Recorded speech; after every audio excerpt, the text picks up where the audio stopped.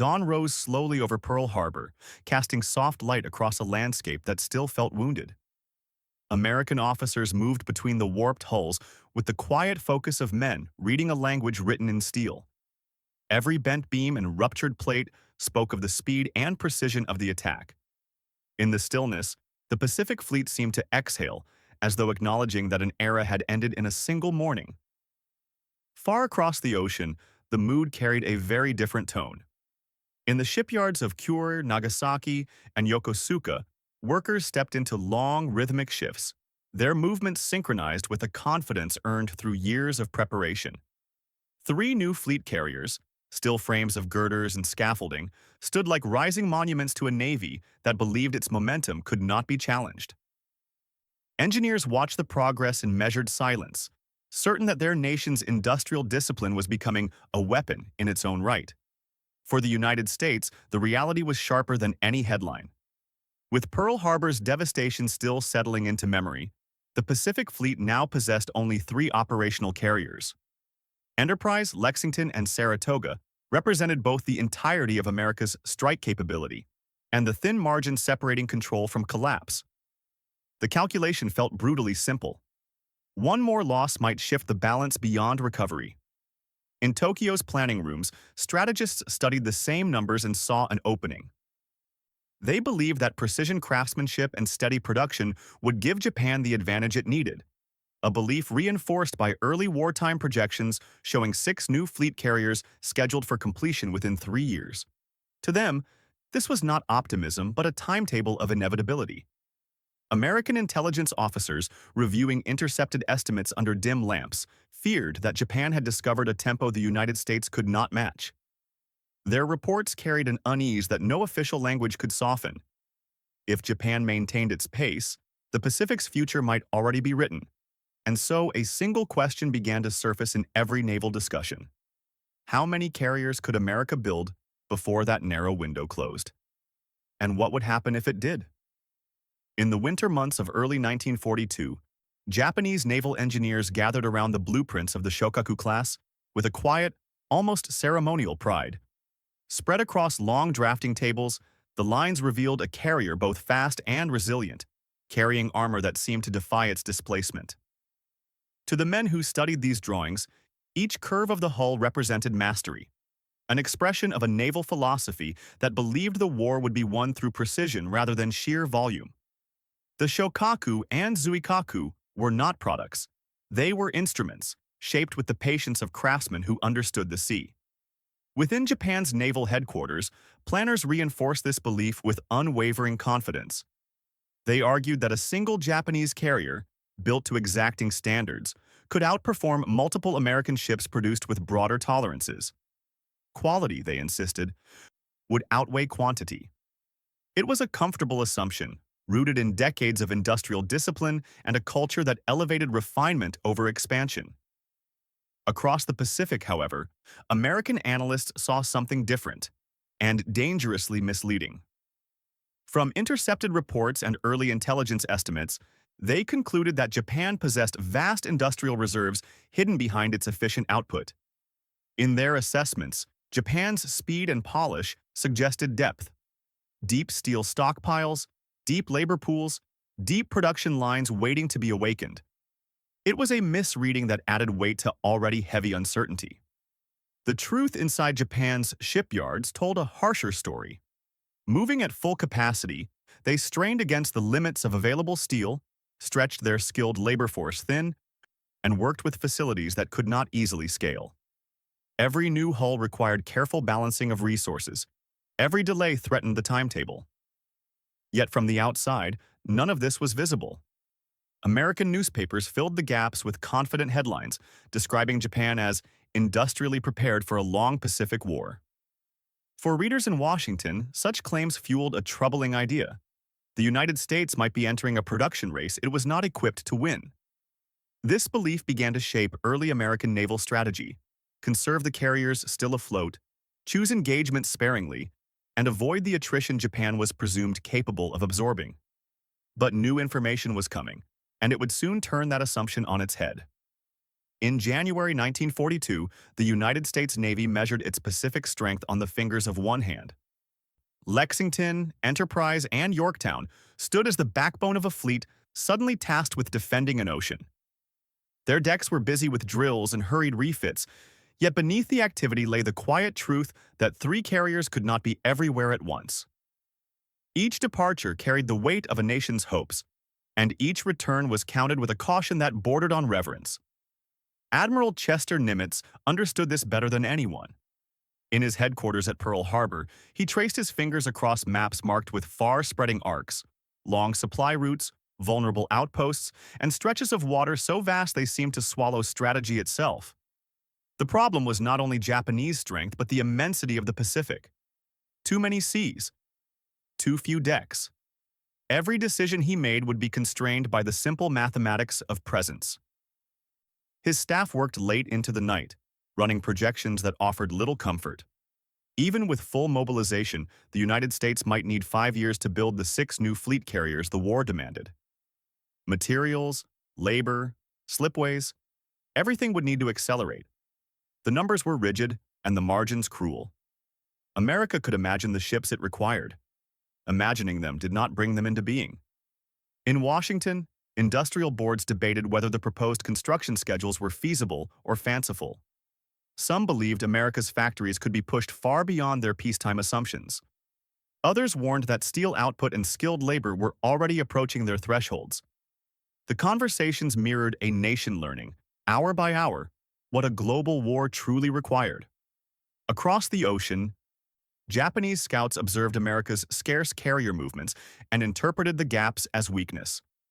To them, the Pacific seemed momentarily unguarded, a conclusion that encouraged aggressive plans and bold operations.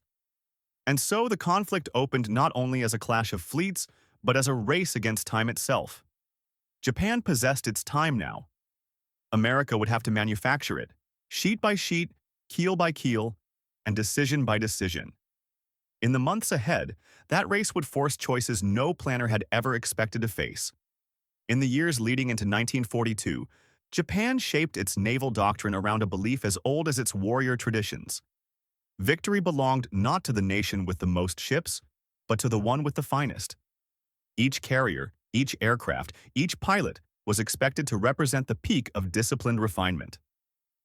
This philosophy flowed from the top of the Naval General Staff to the craftsmen who bent steel in the shipyards. To them, excellence was not an aspiration. It was a duty. And in those early months of war, the doctrine seemed vindicated wherever the rising sun advanced. Nowhere was this belief more visible than in the formidable Kido Butai, the carrier strike force that operated with a precision unmatched by any navy at the time. 6 fleet carriers, Akagi, Kaga, Soryu, Hiryu, Shokaku, and Zuikaku, moved like a single organism.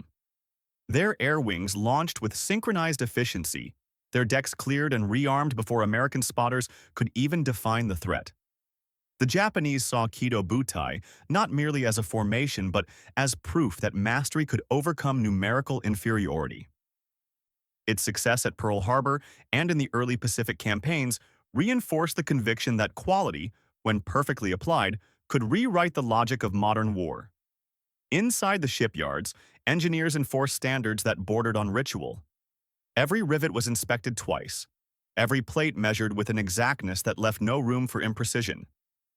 Shipwrights believed that a single flaw could compromise the harmony of the whole, and they treated each hull like a crafted instrument rather than a wartime requirement.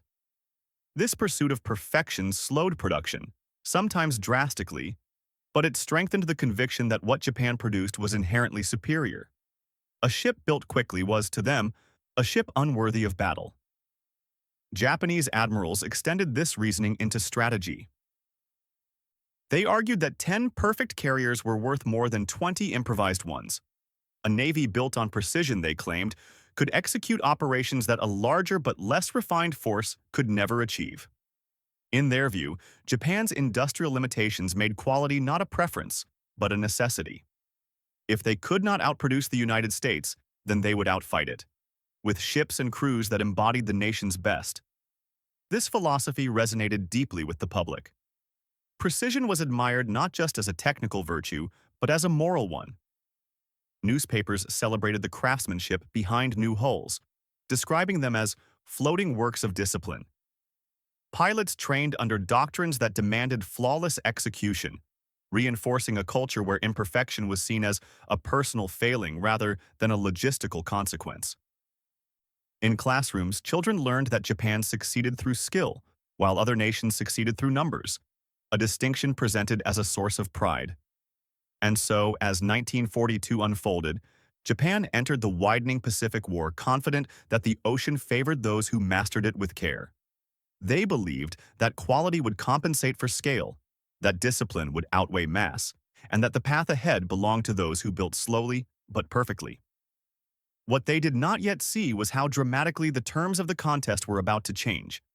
In the first months of 1942, as the urgency of war pressed against every office in Washington, the U.S. Navy's design bureaus remained committed to their long-standing pursuit of the ideal carrier.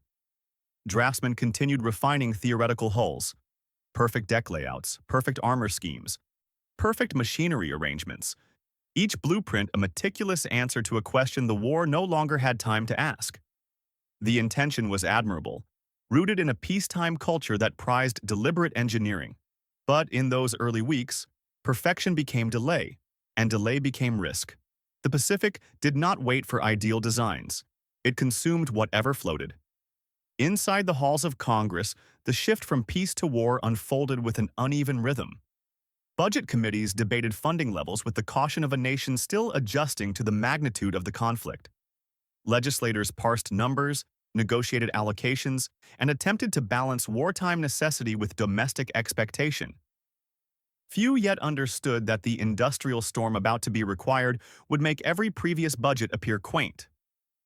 The scale of steel, labor, and fuel demanded by a carrier war was without precedent, and the deliberations of early 1942 moved slower than the reality forming beyond the horizon. On the training fields of the American carrier force, pilots practiced maneuvers shaped largely by outdated doctrine. Many instructors still taught tactics derived from pre-war battleship thinking, emphasizing tight formations and rigid attack patterns suited for conflicts already fading into irrelevance. The speed of Japanese carrier warfare, fluid, coordinated, and deeply integrated, had not yet been fully absorbed. Young aviators flew confidently, unaware that the methods guiding their hands belonged to a world that no longer existed. In the shipyards, foremen and industrial planners struggled to grasp the scale of what lay ahead. They imagined the Pacific conflict consuming a manageable number of decks, perhaps 10, perhaps a dozen, never anticipating that the ocean would devour carriers faster than they could be laid down. Their estimates reflected experience, not foresight, and in doing so, underestimated the demands of a war fought across distances so vast that each new hull felt like a drop in an unending sea. The reality would soon force every shipyard to abandon assumptions as quickly as they abandoned older tools. From the White House, Franklin Roosevelt watched these patterns with growing concern. He understood that industrial hesitation carried consequences measured not in dollars but in lives, and in territory. His warnings grew sharper. The nation could not afford to think in increments when the Pacific required leaps. Roosevelt spoke of production not as an economic act, but as an act of survival, urging the Navy to abandon its cautious habits before the ocean itself slipped beyond reach. Gradually, the message took hold. Admirals, designers, and contractors realized that the Navy would have to change faster than any American institution had ever changed before. The pace of production, the doctrines of training, the assumptions of strategy, all would need to shift in months, not years. The old systems of measured planning could not meet the demands of a war defined by speed, attrition, and the relentless mathematics of industrial scale. And so, quietly but decisively, the era of measured production collapsed. The United States stood at the threshold of a transformation that would redefine the meaning of naval power. One blueprint, one decision, one steel plate at a time. In the next months, that transformation would begin with a single, radical idea that few in Washington had ever dared to consider. By the middle of 1942, two battles had rewritten the American understanding of modern naval warfare. At the Coral Sea, the United States learned that carriers could trade blows without ever sighting each other, their aircraft striking across distances that battleship admirals once considered impossible. Weeks later, at Midway, the lesson became harsher and clearer. A single bomb, a single moment of exposure, could decide the fate of a fleet. Reports arriving in Washington captured these truths in the cold language of after-action summaries. The mathematics of carrier war was brutal, favoring neither tradition nor reputation, only readiness, reach, and numbers.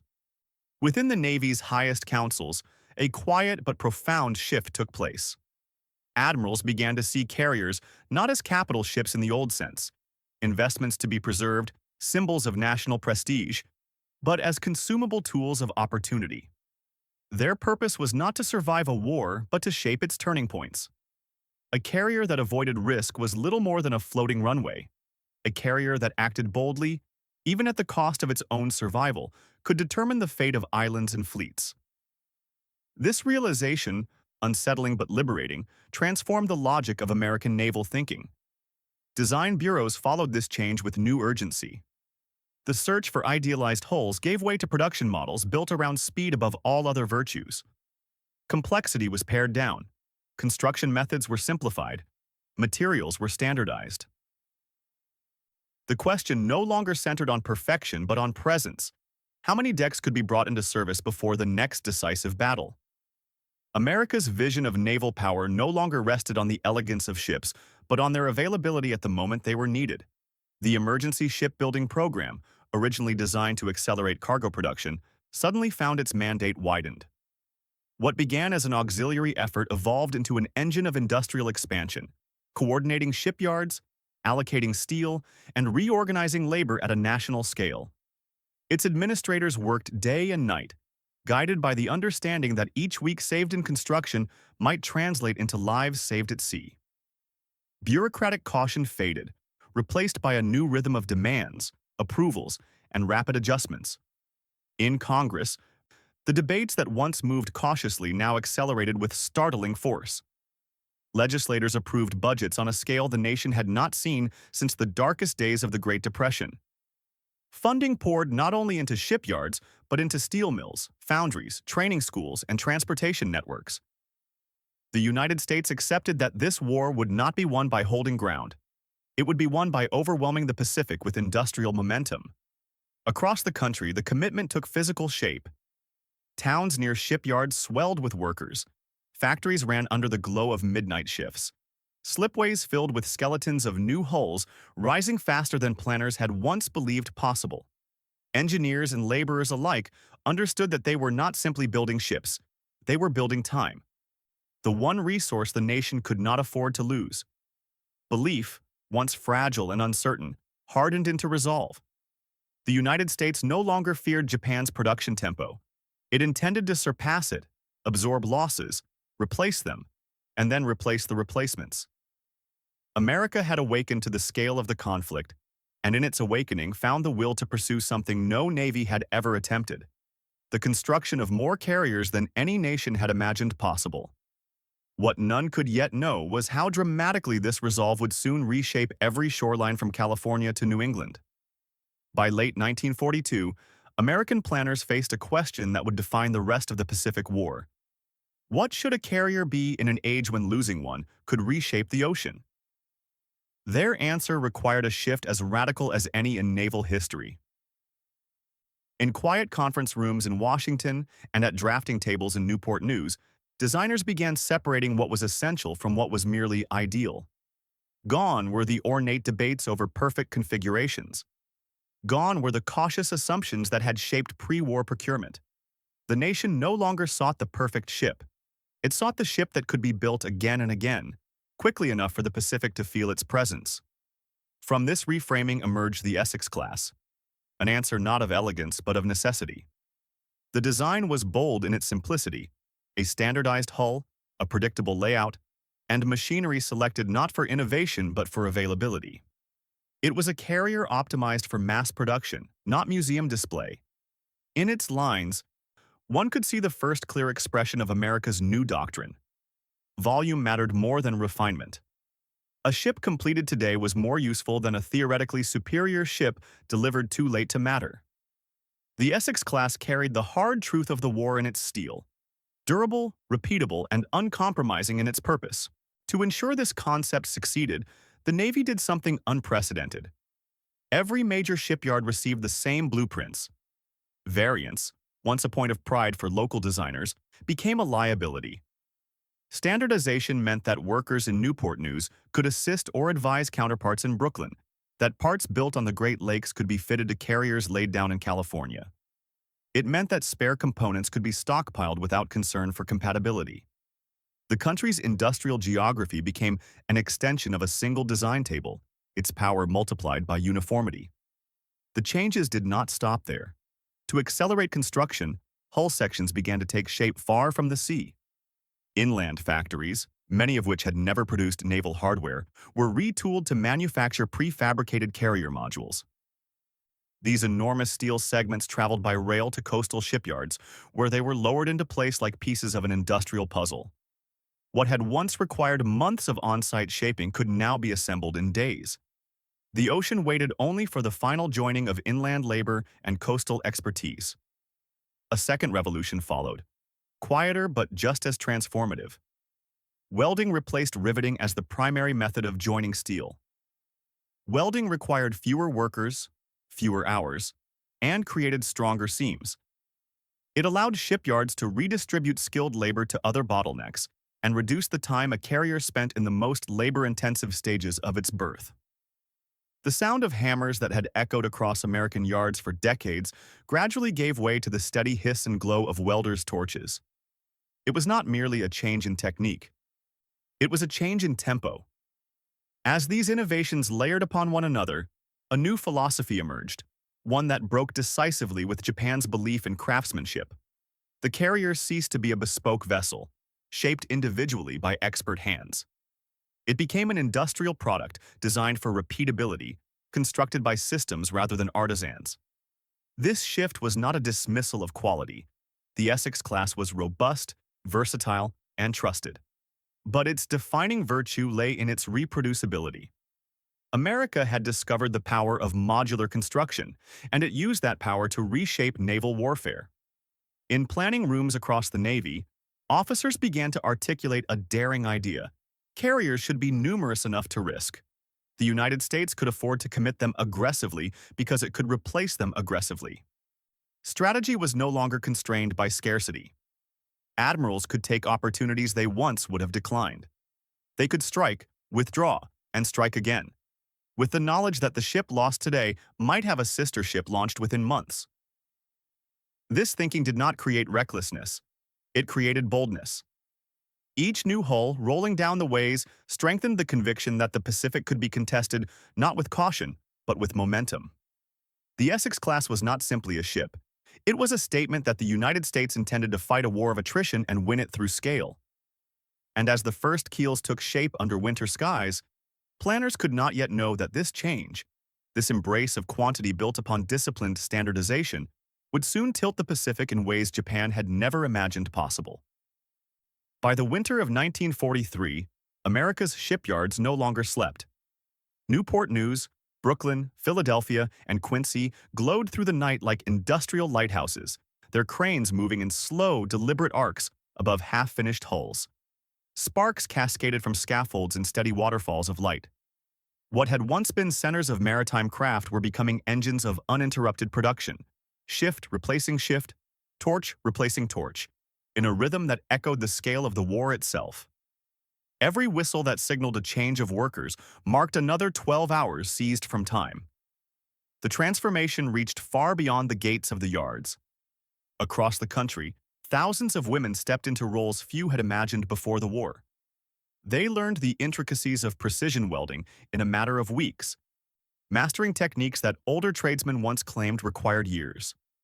Their gloves darkened with steel dust. Their masks caught the sparks that leapt from their torches. With every seam they closed, they rewrote assumptions about who could build a fleet. The carriers rising along America's coastline bore not just the strength of their materials but the determination of a workforce reshaped by necessity. Behind these workers stood the vast, unseen engine of the steel mills. From Pennsylvania to Ohio, furnaces ran at 98% capacity, pushing the limits of equipment designed for more measured output. Ore arrived by the ton. Ingots departed by the trainload. Each shipment was marked for a specific purpose: armor plating for flight decks, beams for island structures, sheets for bulkheads that would never be seen once the hull was closed. The mills operated with a relentlessness that mirrored the urgency of the front, knowing that a single delay in production could ripple across the entire Pacific timetable. Feeding this system required a logistical chain that bordered on miraculous. Turbines from the Midwest, copper wire from New England, and timber from the Northwest converged with uncanny precision at the shipyard's gates. Factories far inland produced components that arrived at exactly the moment they were needed. Rail networks that once carried passengers now carried the anatomy of a navy: boilers, catapults, pumps, generators, each part timed to meet its corresponding hull section. The nation discovered that efficiency, when stretched to its limits, could acquire a kind of quiet beauty. Yet America was not only building ships. It was building the infrastructure required to build more ships. Ports expanded, foundries multiplied, training programs for new welders and machinists appeared in towns that had never before seen a keel laid.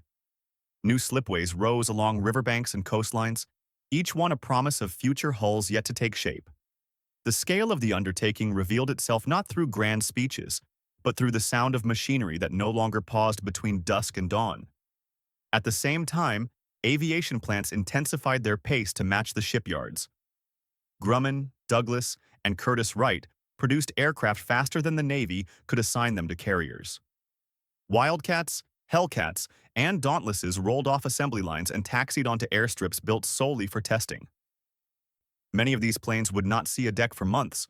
The carriers meant to carry them were still under construction. But the factories pressed on, producing air groups for ships not yet afloat, guided by the conviction that delays could not be allowed to cascade backward through the war effort. Together, these efforts represented more than recovery. They marked a shift in the nation's mindset. From repairing the remnants of a fleet shattered at Pearl Harbor to creating a force capable of sustained offensive war, the Pacific would no longer be a theater of desperate reactions. It would become an arena where American momentum could be projected outward, island by island, wave by wave. And beneath the roar of furnaces and the hum of assembly lines, a realization quietly took shape. The United States was not merely catching up. It was preparing to surpass every expectation, building the foundations of a fleet that would soon push the war in a direction Japan had never imagined. What lay ahead was no longer a question of capability, but of how quickly these rising hulls could reach the water. By late 1942, the confident rhythm that once defined Japan's wartime industry began to fracture. Factories that had operated with near-religious discipline now struggled against shortages that could not be solved by skill or devotion. Steel shipments dwindled as ore convoys faced longer routes and higher risks. Labor pools thinned as experienced workers were drafted into the army. Machining capacity, always limited compared to America's, reached a breaking point. The graceful efficiency that had characterized Japan's early war production was giving way to a grinding reality. The empire could not replenish what the Pacific was consuming. Oil, the lifeblood of every carrier and aircraft, became the most critical weakness. American submarines, once dismissed as a minor nuisance, were growing deadlier by the month. Their torpedoes tore into tanker routes, sending fuel to the ocean floor faster than Japan could import it. Refineries along the home island stood ready, but their storage tanks increasingly echoed with emptiness. By the end of the year, some factory districts received only a fraction of their required fuel allotments, forcing machinery to idle during crucial hours. The shortage was not merely logistical, it was existential. In the shipyards and aircraft plants, the consequences became painfully clear. Skilled craftsmen, men who had spent decades perfecting the art of metalwork, welding, riveting, and engine assembly, were irreplaceable. Yet the demands of the war pulled them into other duties, scattering expertise that Japan had spent generations cultivating. Training new workers took years, not months, and the war granted neither time nor margin. Apprentices labored under the weight of expectations designed for masters. The output reflected the strain. Japan had built its naval strength on the premise that craftsmanship could substitute for scale. Now the fragility of that premise was being revealed. Aircraft production faced similar pressures. Factories continued to prioritize quality, shaping components with precision that honored Japan's doctrine of elite performance. But every refinement slowed the pace of assembly. Every adjustment required time that operational losses refused to grant. The Zero fighter remained a masterpiece of engineering, light, maneuverable, deadly in the right hands, but its construction demanded labor Japan could no longer afford to invest. A choice emerged, harsh and unavoidable. Maintain quality and fall behind, or simplify production and erode the very philosophy that defined the Navy. Meanwhile, the attrition spiraling out from the Pacific grew worse than any planner had anticipated. Naval air groups, once the pride of the Kido Butai, suffered losses that could not be easily replaced. Veteran pilots, trained through a system that emphasized years of refinement, fell at midway, over the Solomons, and across countless smaller engagements. Their replacements, rushed through accelerated programs, entered combat with fewer hours, less experience, and less margin for error. The sharp edge of Japan's aerial capability began to dull. Battles that once favored Japanese precision now increasingly favored American numbers. These pressures converged most painfully on carrier construction. Schedules slipped as material shortages forced repeated delays. Some hulls waited weeks for the steel plates meant to complete their frames. Others sat idle while shipyards rationed power. The philosophy of perfection, once a point of pride, became a burden Japan could no longer afford. Yet abandoning it felt unthinkable, a surrender of identity as much as strategy. Each month that passed widened the gap between Japan's effort and America's accelerating momentum. Across the ocean, American production surged beyond even optimistic predictions. Where Japan completed one carrier, America completed several. Where Japan debated the availability of trained pilots, America graduated hundreds. The Pacific struggle, once measured in fleet deployments and tactical engagements, shifted into an asymmetrical contest that Japan could not control. It fought battles. America built momentum. And momentum, once gained, could not be easily stopped. By the close of 1942, the imbalance was no longer speculative, it was structural. Japan could win individual engagements, even inflict sharp losses, but the industrial tide moving against it was rising faster than any victory could offset. What came next would test not only fleets, but the endurance of two nations moving at profoundly different speeds. In April 1943, the shape of the Pacific changed, not through a single battle, nor through a bold stroke of strategy, but through the quiet arrival of three new silhouettes on the horizon. Essex, Bunker Hill, and the newly commissioned Yorktown, II, joined the fleet in rapid succession, each one sliding into the water with a momentum that felt almost unreal. To the sailors who watched their towering hulls approach, the sight carried a sense of both relief and warning. These ships were not symbols. They were promises. Promises that the slow climb from the devastation of 1941 was now accelerating into something far larger. At first, Japanese intelligence analysts dismissed the earliest reports. Claims that America had launched multiple fleet carriers in a single season seemed like exaggerations born from wartime optimism. Their models insisted that no nation, not even the United States, could build ships of that complexity so quickly. They assumed misidentification or perhaps misinterpretation. Maybe these were refitted cruisers or training carriers repurposed for escort duties. Such skepticism fit their worldview, shaped by decades of craftsmanship and by a belief that quality demanded time. But photographs began to arrive, grainy at first, then unmistakably clear. Patrol aircraft captured images of multiple American carriers steaming in formation, their flight decks crowded with aircraft painted in fresh wartime markings. Intelligence officers traced their silhouettes, compared their dimensions, and found no way to explain them away. The disbelief that had once protected Japanese assumptions gave way to a deeper, quieter concern. Something fundamental was changing, and it was changing faster than their doctrine had prepared them to confront. As the new Essex-class ships joined the Pacific Fleet, American task forces began to expand. What had once been a two-carrier strike group, lean, cautious, and painfully aware of its own vulnerability, grew to four. Within months, some operations launched with 6 carriers working in concert, their air wings thick enough to strike, defend, and strike again without pause. Each additional deck multiplied the fleet's power in ways that Japanese strategists had long understood but had never expected to face so soon. Carrier warfare was an equation of concentration, and America was rewriting the variables. Air groups rotated with a pace that seemed almost mechanical. Squadrons battered during operations in the Solomons returned to bases in Hawaii, only to find replacement aircraft and fresh aviators waiting for them. The relentless output of American factories, producing fighters, dive bombers, torpedo planes, engines, and spare parts, created a rhythm that no previous Navy had ever achieved. Planes flew until they failed. Pilots fought until they reached exhaustion. Then both were replaced without hesitation. The war no longer depended on the survival of elite formations. It depended on momentum, and momentum belonged to the United States. From Tokyo, the view darkened. Japanese analysts could no longer deny the pattern. Each new report carried the same implication. America was not merely recovering, it was accelerating. The industrial race. Japan had once believed it could manage had slipped out of reach.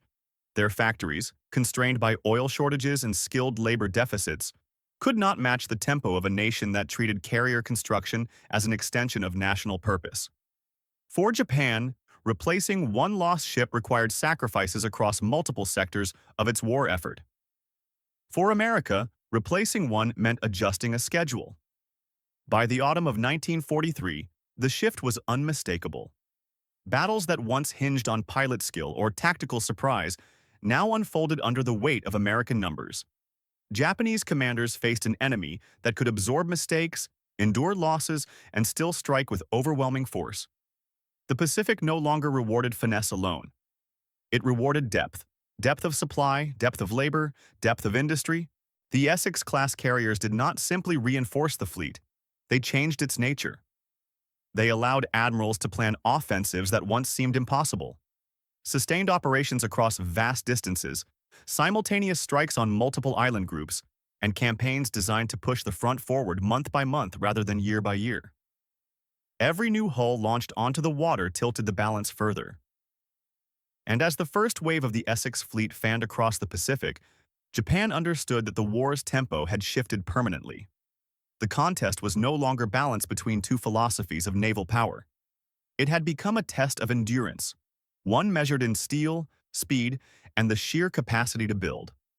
The next carriers were already on their way, and they would widen the gap into something that could not be closed. By early 1943, the pulse of American shipbuilding settled into a rhythm so steady it resembled the ticking of a metronome. Each month carried its own crescendo, the groan of slipways under fresh weight, the rise of steel skeletons into recognizable hulls, the final roar as engines turned over for the first time. What began as a desperate sprint after Pearl Harbor evolved into a disciplined industrial cadence, accurate, relentless, and utterly transformed from anything the world had seen before. In this rhythm, the United States found not only recovery but dominance. The Essex-class carriers became the measure of that transformation. In 1943 alone, 6 of them rolled into the Pacific: Essex, Lexington, II, Bunker Hill, Yorktown, Dau, Intrepid, and Hornet, II. Each launch reinforced the sense that America had crossed an industrial threshold from which it would not retreat. Shipyards once considered too small for such tasks now contributed essential modules. Inland factories fed the assembly lines. Coastal cities timed their days to the arrival of new sections by rail. Every completed hull felt less like a victory and more like an inevitability. Another point on a rising curve that showed no sign of slowing. Parallel to these giants, light carriers expanded the fleet's reach with striking effectiveness. Designed for speed of construction, the Independence-class ships were laid down on existing cruiser hulls, their flight decks fitted in record time. These smaller carriers lacked the spacious hangars and robust armor of the Essex class. Yet they possessed a virtue that mattered just as much. They could be built fast. In an ocean defined by distance, they acted as scouts, screens, and force multipliers, giving America the ability to project air power along multiple axes. Their presence ensured that no operation relied on a single point of failure. With each new keel laid, American admirals shed the caution that had defined the early war. The fear that carriers were irreplaceable, dangerous to commit, devastating to lose, began to fade. Instead, commanders deployed them aggressively, using them not as protected assets, but as instruments of momentum. Task forces surged forward, knowing that losses, while tragic, no longer threatened the survival of the fleet. Replacement hulls waited on the ways, new air groups trained by the thousands. The industrial machine erased uncertainty with tonnage. Japan watched this evolution with growing disbelief. Its intelligence departments struggled to count the ships America was launching, and when they did succeed, the numbers seemed impossible. Reports describing multiple carrier groups operating simultaneously across the Pacific forced analysts to revise assumptions again and again. Each revision pushed Japan further into the margins of strategic possibility. The Kido Butai, once the pride of the Imperial Navy, now faced an opponent whose decks seemed to multiply without pause. Japan was fighting fleets it could not count, much less counter.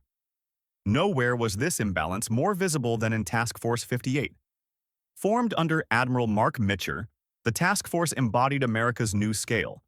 Dozens of carriers, hundreds of escort vessels, and air groups so large they could conduct offensive and defensive operations simultaneously. From a distance, Task Force 58 resembled a floating continent, an expanse of steel, motion, and aviation fuel. Waves striking against the outer screens echoed long before the carriers themselves appeared on the horizon. It was a fleet designed not simply to win battles, but to overwhelm any opposition by the sheer weight of its presence. By 1944, the industrial climax was undeniable. America launched more carriers in 2 years than Japan built in the entire war. Where Japan's shipyards struggled to complete a single fleet carrier, American yards completed them in clusters. Where Japan debated the allocation of dwindling resources, America expanded its production goals. The difference was not just quantitative, it was structural, philosophical, and irreversible. This explosion of shipbuilding capability reshaped the very nature of the Pacific War. Battles once fought as contests of maneuver became contests of endurance. Japan, committed to precision and bound by scarcity, faced an enemy that seemed to reconstitute itself between campaigns.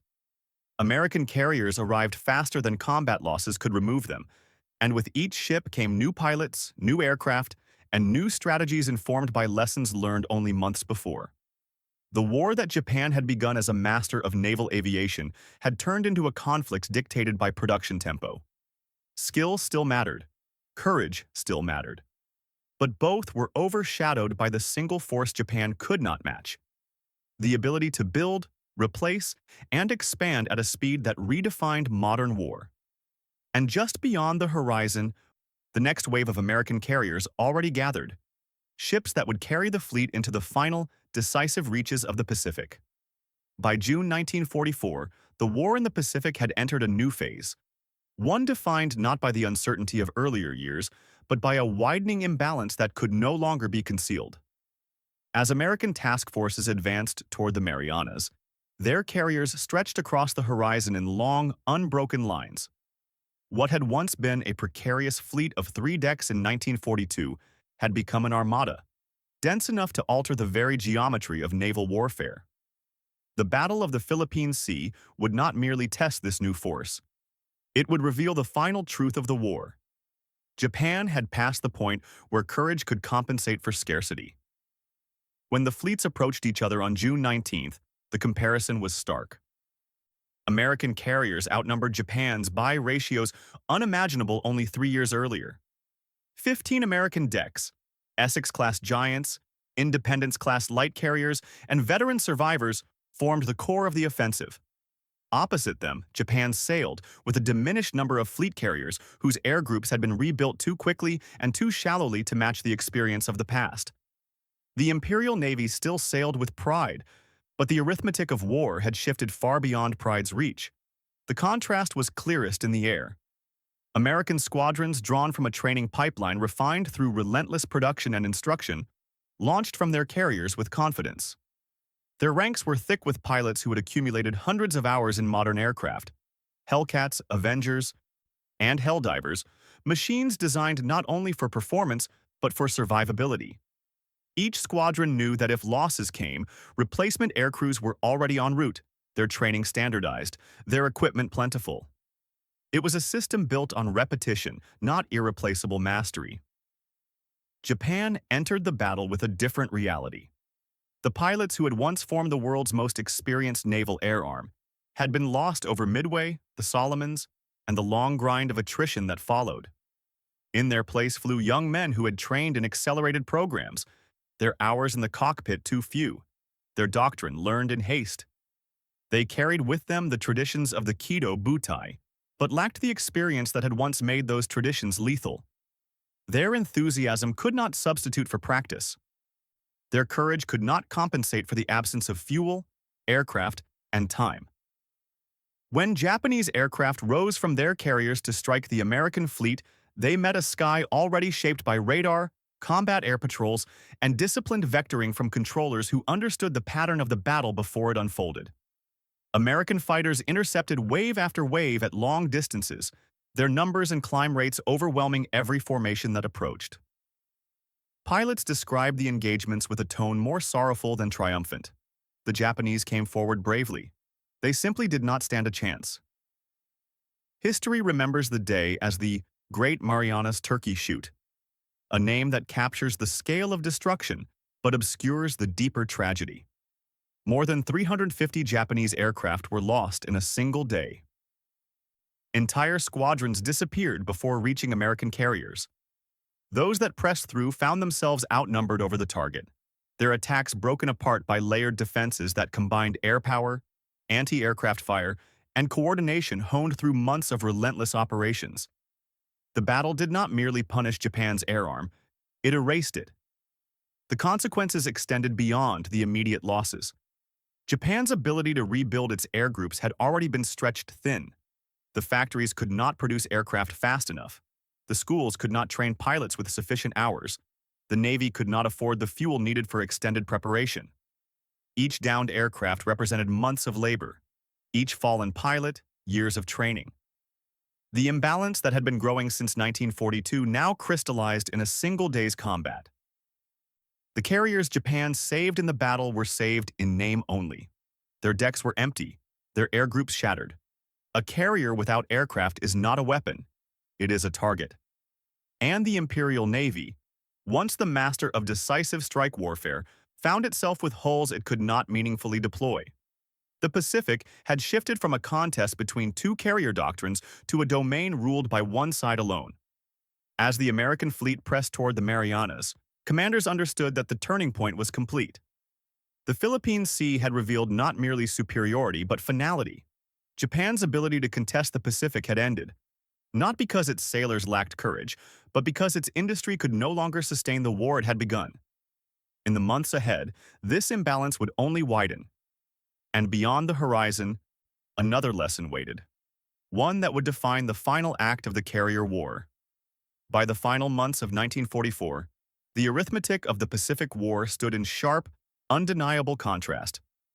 The United States Navy, once reduced to 3 vulnerable decks, now counted 17 Essex-class fleet carriers in active service. Their names stretched across reports like a roll call of an industrial nation now fighting at full stride. Essex, Intrepid, Lexington, Hancock, Hornet, Wasp, Bennington, and so many more. Each one represented thousands of hands, thousands of hours, and a level of national coordination that seemed almost abstract until these ships emerged from the mist, their flight decks crowded with aircraft ready to define the next horizon. Beyond the Essex class, the picture widened further. Dozens of light carriers and escort carriers, Independence class, Casablanca class, Bogue class, operated across the Pacific in a wide, sweeping net.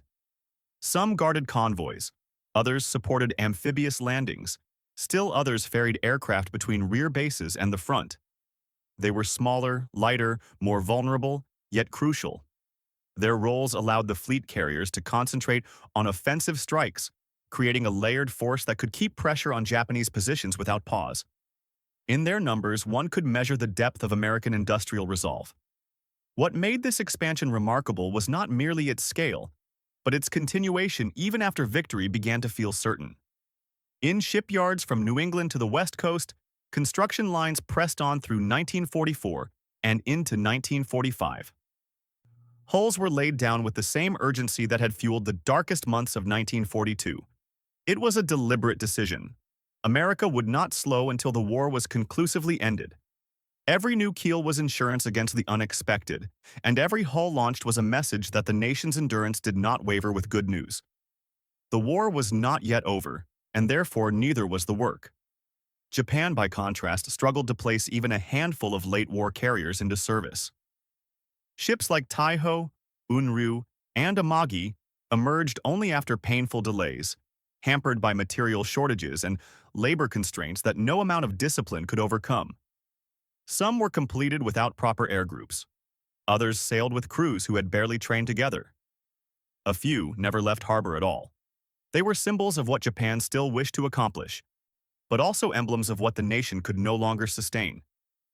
For each new hull Japan launched, America launched several, and then supplied them with aircraft, pilots, fuel, and escorts in quantities the Imperial Navy could not dream of matching. The disparity between the two fleets revealed more than contrasting industrial capabilities. It illustrated a deeper form of national endurance. America's production system gained strength the longer it operated, feeding on its own momentum. Japan's shrank under the pressure of attrition, blockade, and exhaustion. By late 1944, their shipyards were not only underproducing, they were operating in the shadow of an enemy that could replace losses faster than Japan could count them.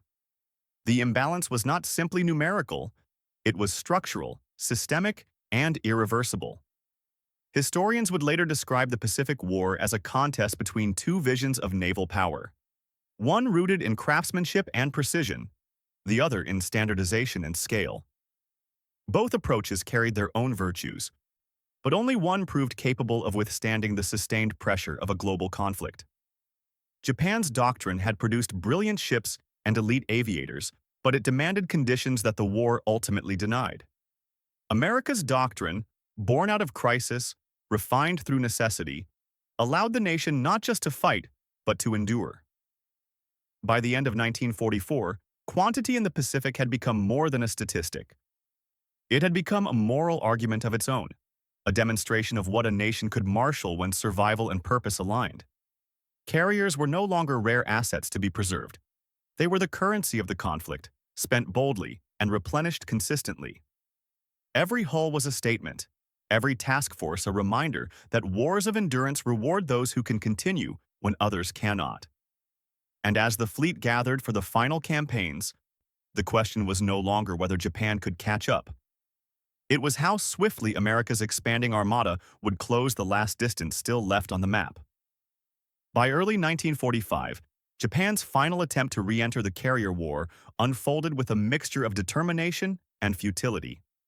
New hulls emerged from the shipyards, Unryu, Amagi, Katsuragi, their decks clean, their paint fresh, their silhouettes still echoing the proud lines of earlier vessels. But beneath their appearance lay a quiet truth. They carried no trained air groups. The pilots who might have flown from their decks had been lost over Midway, the Solomons, the Philippine Sea.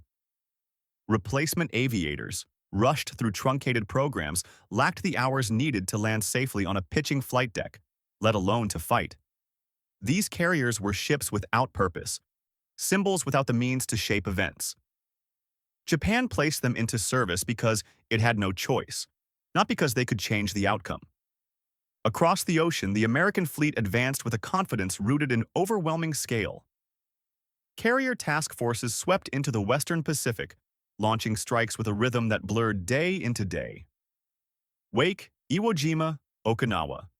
Each campaign unfolded under the shadow of air groups that operated with relentless tempo. Hellcats and Helldivers filled the sky from dawn until dusk, cycling from deck to target and back without interruption. Logistics ships followed close behind, replenishing ammunition, fuel, and spare parts with a precision that allowed the offensive to proceed without pause. The fleet became a moving city, sustained by an industrial engine that no blockade could slow. Carrier aviation reshaped the geometry of war. Distance no longer offered safety. Speed no longer guaranteed escape. Land-based fortifications found themselves irrelevant when aircraft could leap across hundreds of miles before defenders could organize. The sea had once been a barrier, then a battleground. Now it became a launchpad. Strategy bent around the reach of the flight deck, and nations adjusted their expectations to a form of warfare defined by mobility and presence. No army, however entrenched, could ignore the sky. For Japan, the transformation was devastating. The Kido Butai, the six-carrier strike force that had stunned the world in 1941, existed only in photographs, memories, and the fading recollections of pilots who had once launched into the sunrise over Oahu. The spirit remained, but the structure had collapsed. Japan's carrier fleet had aged without replacement, weakened without hope of reinforcement, and fought without the industrial foundation needed to recover. What had begun as the world's premier naval air arm ended as a collection of empty decks. Meanwhile, American carriers formed a broad ring of steel around the home islands. Their presence was constant, their movements deliberate. They struck airfields one week and harbors the next, dismantling Japan's defensive network piece by piece. Aircraft flew so frequently that some deck crews worked without seeing sunset for days at a time. As the ring tightened, the Pacific's vastness felt smaller. Its distances conquered not by geography but by aviation fuel, maintenance crews, and the unbroken chain of supply ships stretching back to Hawaii and the West Coast. The fleet did not merely approach Japan, it surrounded it. The industrial contest that had begun in 1941 reached its conclusion without suspense. Japan had fought with discipline, courage, and ingenuity, but its efforts stood against a nation able to replace losses faster than Japan could register them. America's shipyards, factories, and training programs operated with a momentum that became self-sustaining. Each new carrier made the next easier to build. Each trained pilot allowed the next to advance more quickly. Success compounded. Scarcity compounded as well, on the opposite side. In the end, the carrier race did not finish as a duel between equals. It ended as a demonstration of what nations can sustain under pressure and what they cannot. Japan's doctrine had believed in perfection, America's in production. Both held their own form of logic. But only one could endure the demands of a long war fought across an ocean without mercy. Victory revealed the truth with a clarity the battles themselves had already suggested. The race had never been even. And ahead lay the final reckoning, when the weight of this imbalance would decide more than fleets. It would decide the fate of nations themselves. When the war finally ended and historians began sifting through the documents, production charts, and after-action reports, one set of numbers stood out more than any other. The Pacific War, so often remembered for its island landings, carrier duels, and vast ocean distances, was at its core a story written in steel. Analysts who had spent years studying battles now turned toward ledger books and industrial logs, and what they found there reshaped their understanding of how the conflict had truly been won. Japan's achievement, viewed in isolation, was extraordinary. Within 3 years and under choking constraint, it had produced 6 fleet carriers, each one shaped by exacting craftsmanship, each one a product of engineers who believed that precision was a form of military virtue. To build carriers at all while lacking oil, iron ore, and uninterrupted shipping lanes seemed almost improbable. The Shokaku, the Zuikaku, and their successors represented the height of Japan's naval artistry.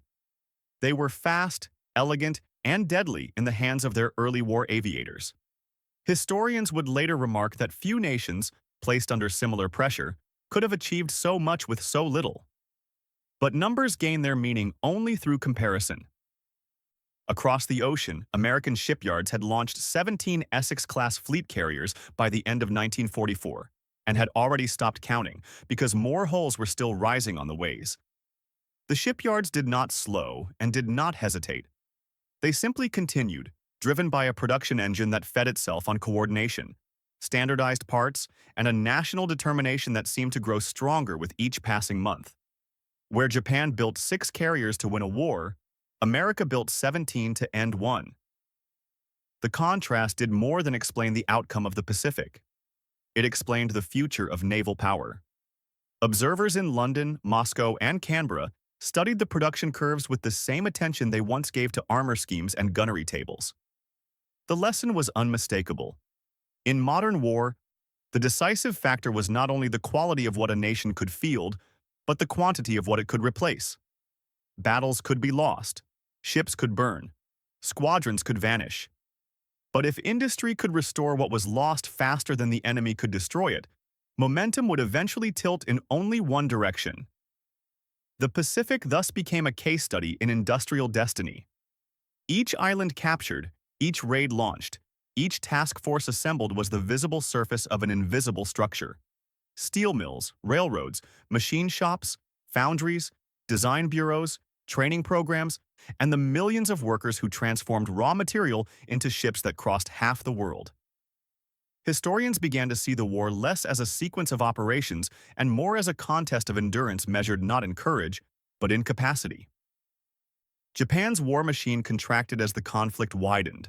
America's expanded until it reshaped the horizon. In time, this understanding seeped into doctrine. Naval thinkers realized that the age of singular capital ships was over. No vessel, however advanced, could be decisive without the industrial scaffolding to repeat it. Quantity, once seen as a crude virtue, emerged as a form of strategic wisdom. It allowed for risk. It allowed for initiative. It allowed a fleet to fight boldly, knowing losses were setbacks, not endings. And so the story became more than the sum of its carriers. It became a reminder of what nations reveal under pressure. Japan, holding desperately to craftsmanship in the hope that perfection could slow the tide. America, accepting that the war's weight required a different answer, faster, broader, deeper. When historians wrote their final lines, they returned to the numbers that had framed the beginning. Japan built 6 fleet carriers in 3 years. America built 17, and more were still being assembled as the guns fell silent. In that contrast lay the truth of the Pacific War, and the quiet verdict carried by the shipyards. They built 6 to win a war. America built 17 and rewrote history,